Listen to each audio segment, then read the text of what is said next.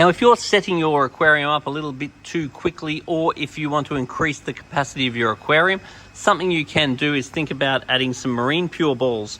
Now, marine pure balls can often be bought from your local aquariums, such as Majestic Aquariums, and can be bought pre-seeded. So these ones were actually taken out of one of our systems here at Majestic Aquariums. Therefore, it's full of lots of good bacteria.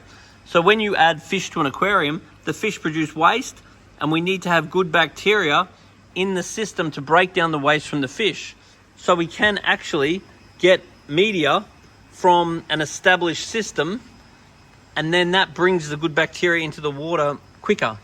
So even just by dropping these into the back of the aquarium, you don't necessarily need to see them. They can just hide in the back there. And then those balls bring lots of good bacteria into the system. So these marine pure balls have a perfect surface area for growing parallel nitrifying and denitrifying bacteria inside them. So you can hide them in the back of your tank, and they can work like a compost heap.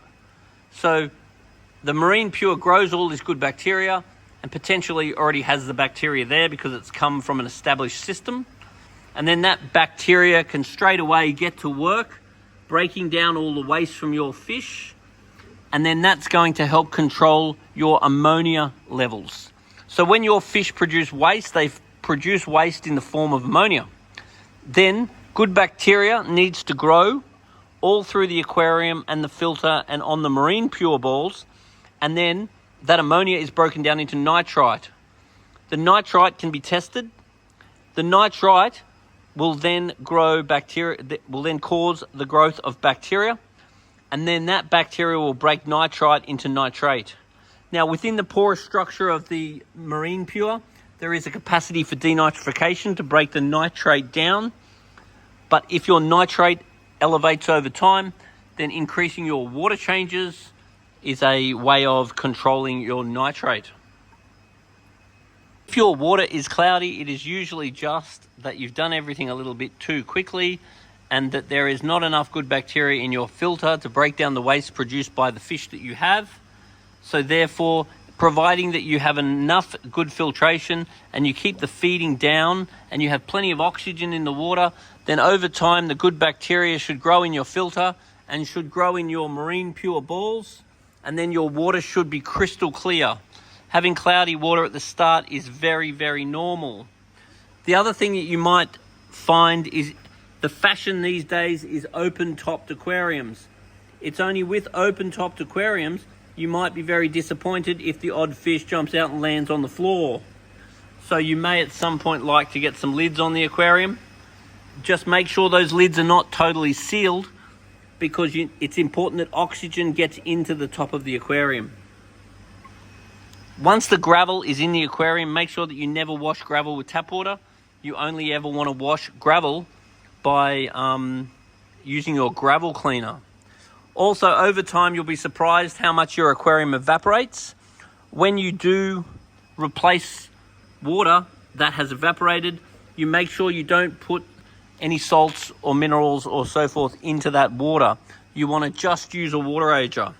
So you use water ager for top-ups, but then your GH, KH products are actually much better for when you're doing water changes or setups. So fish keeping really is the easiest and cheapest pet, the best hobby, the most beautiful piece of furniture, and it is very, very easy to do, providing you form a relationship with a store like Majestic Aquariums that cares about your success, and someone that you can take a sample of water and video to. I highly recommend that you jump on Majestic Aquariums TV on YouTube. Make sure you subscribe to that. We're also on TikTok, Instagram, Facebook, and so forth. But while you're on YouTube, make sure you watch your instructional First Aquarium Guide by Paul Talbot, and make sure that you watch your instructional Tropical Aquarium Guide by Paul Talbot. There's also the Marine Aquarium Guide, there's a Red Sea Aquarium Guide, there's a Cichlid Aquarium Guide, there's a Reef Aquarium Guide, so there's a whole bunch of DVDs that you can watch. Back in the days when DVDs were a thing, we'd sell tens of thousands of copies. Now information is all free on YouTube. So the more you learn, the more you enjoy. And once again, this is the easiest, cheapest, best hobby that can entertain your whole family. But the more you learn, the better. And you need to be patient. You need to do a little bit, then wait for a month or so. You need to do a little bit, then wait for a week or so. Then do a little bit, then maybe wait for a couple of weeks, and just bring a sample of water and a video in between each time you're doing stuff. Because the main problem you can have with this hobby is when you do things too much. Don't feed too much.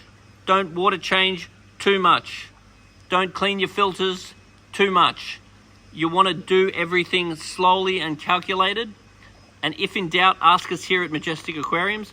It's better to do less than to overdo anything.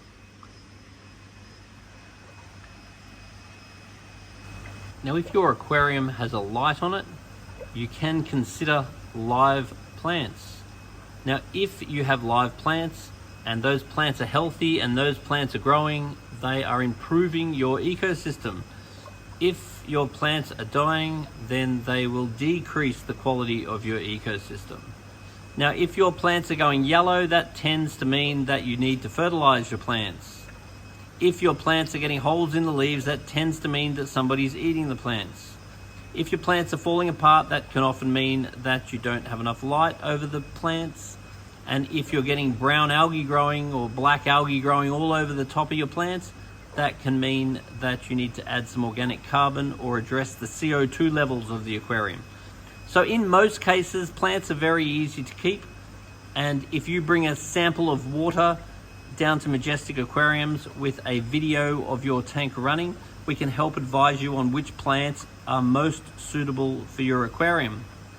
But if you do take some plants home, you will find that some plants do really well, some plants go okay, and some plants just don't do well, which is no different than going and buying some plants for your garden.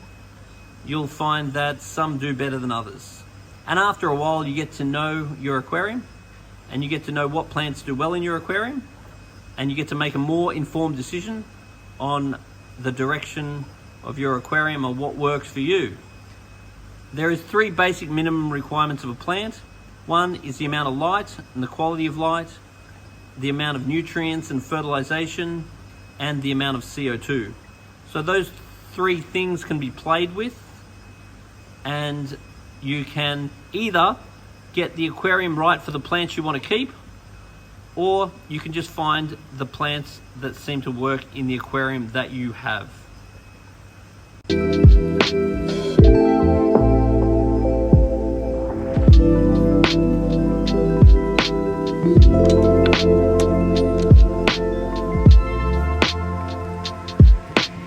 Thank you.